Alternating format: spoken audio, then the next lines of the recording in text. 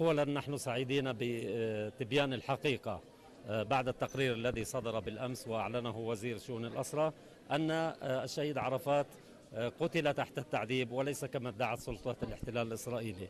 الشهيد الآن نحن نقف الآن بانتظار مراسم توديع هذا الشهيد. هذا الشهيد الذي قضى بطلا يحمل عنفوان الشباب.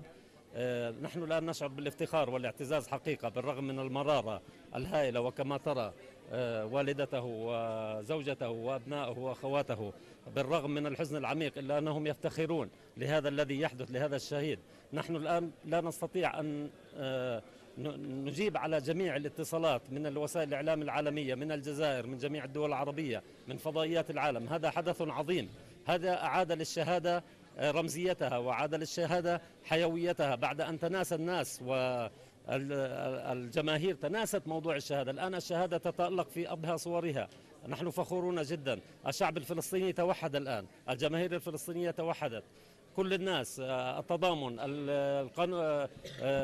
الذين المختصين بالقانون الدولي والقانون الدولي الإنساني، منظمات المجتمع المدني، بجميع وسائل الإعلام بالعالم. قضية الأسرى هي الآن عرفات بدمه وباستشهاده رفع هذه القضية إلى أعلى آفاقها.